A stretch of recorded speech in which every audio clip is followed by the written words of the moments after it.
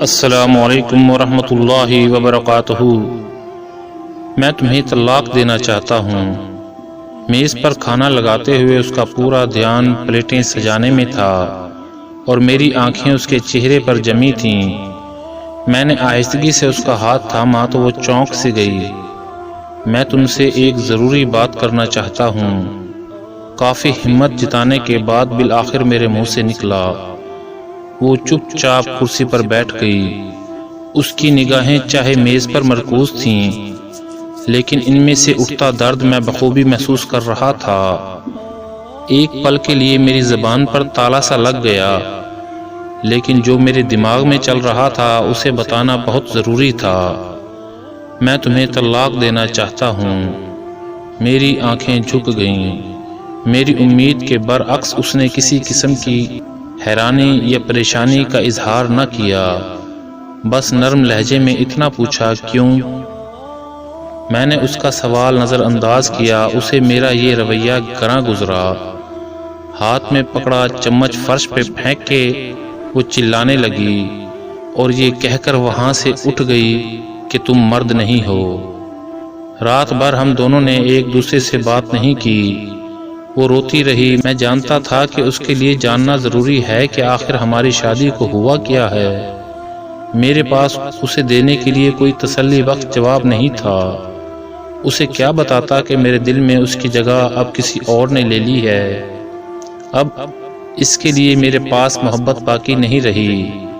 مجھے اس پر ترس بہت آ رہا تھا اور ایک پچھتاوا بھی تھا، لیکن اب میں جو فیصلہ کر چکا تھا اس پہ ڈٹے رہنا ضروری تھا۔ طلاق کے کاغذات عدالت میں جمع کرانے سے پہلے میں نے اس کی ایک کاپی اسے تھمائی، جس پر لکھا تھا کہ وہ طلاق کے بعد گھر، گاڑی اور میرے ذاتی کاروبار کی 30% کی مالکن بن سکتی ہے۔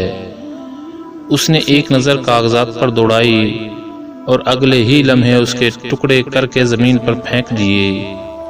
جس عورت کے ساتھ میں نے اپنی زندگی کے 10 سال گزارے تھے، وہ ایک پل میں اجنبی ہو گئی۔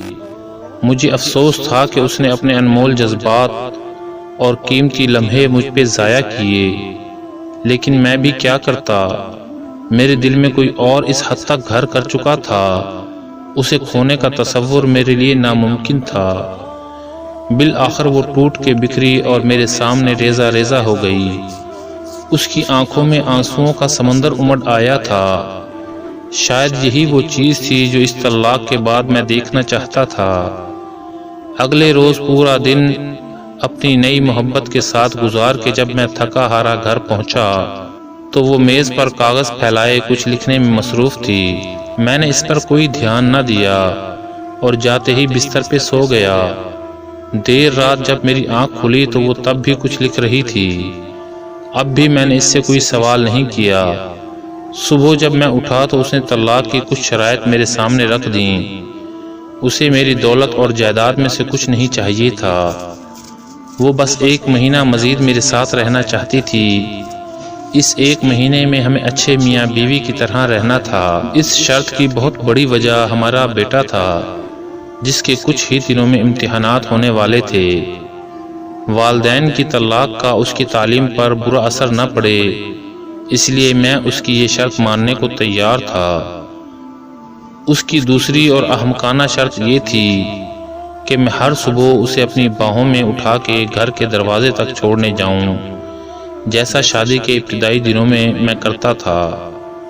وہ جب کام پر جانے لگتی تو میں خود اسے اپنی باہوں میں اٹھا کے دروازے تک چھوڑ آتا تھا، حالانکہ میں اس کی یہ بات ماننے کو تیار نہیں تھا۔ لیکن ان آخری دنوں میں مجھے اس کا دل توڑنا مناسب نہیں لگ رہا تھا، اس لیے میں نے یہ شرط بھی مان لی۔ اس کی ان شرائط کے بارے میں جب میں نے اپنی محبت سے ذکر کیا تو وہ ہنس کر بولی، وہ چاہے جو بھی کر لے، ایک نہ ایک دن طلاق تو اسے ہونی ہی ہے۔ میری بیوی اور میں نے اپنی طلاق کے معاملے سے متعلق کسی اور سے ذکر نہ کیا۔ شرط کے مطابق پہلے دن جب مجھے اسے اٹھا کر دروازے تک چھوڑنے جانا تھا تو وہ لمحات ہم دونوں کے لیے بے حد عجیب تھے۔ ہچکچاتے ہوئے میں نے اسے اٹھایا، تو اس نے بھی اپنی آنکھیں بند کر لیں۔ اتنے میں تالیوں کی ایک گونج ہم دونوں کے کانوں میں پڑی۔ پاپا نے ممی کو اٹھایا ہوا ہے، ہمارا بیٹا خوشی میں جھوم رہا تھا۔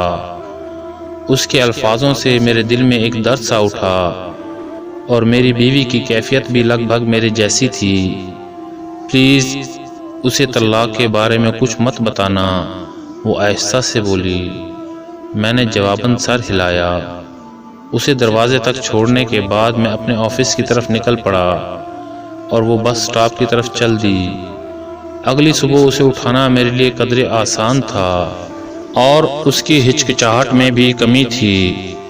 پھر ہر گزرتے دن کے ساتھ قربت کے جذبات بڑھتے گئے۔ لمحے دنوں کو پر لگا کے اڑا لے گئے اور مہینہ پورا ہو گیا۔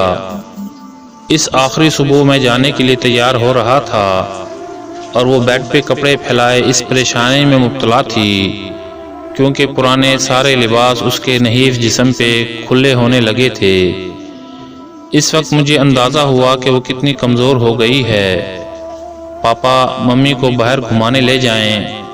ہمارے بیٹے کی آواز میرے کانوں میں پڑی۔ اس کے خیال میں اس پل پہ ضروری تھا کہ میں کسی طرح اس کی ماں کا دل بہلاؤں۔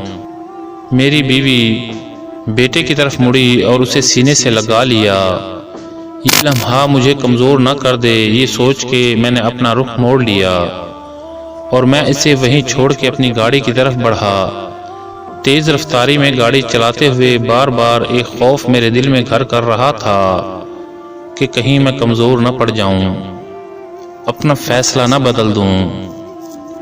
میں نے اس گھر کے دروازے پر بریک لگائی جہاں منزل میرا انتظار کر رہی تھی۔ دروازہ کھلا اور وہ مسکراتے ہوئے میرے سامنے آئی۔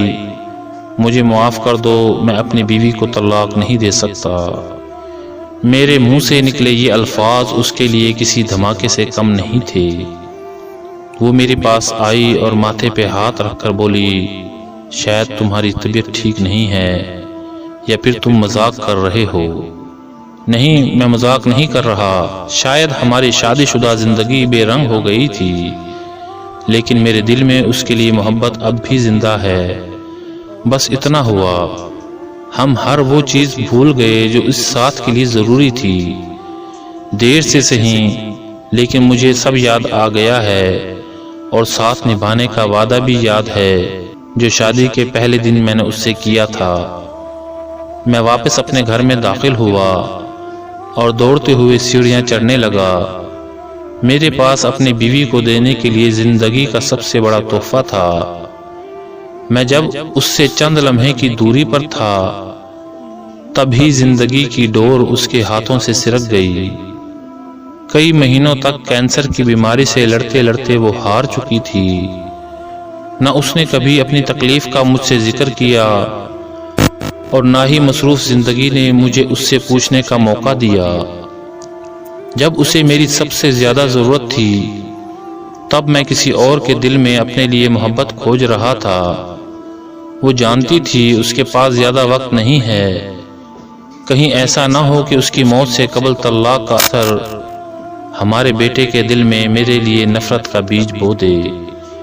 اس لیے بیتے ایک مہینے میں اس نے بیٹے کے سامنے انتہائی محبت کرنے والے شوہر کا میرا روپ نقش کر دیا، جو حقیقی تو نہیں تھا پر دائمی ضرور بن گیا۔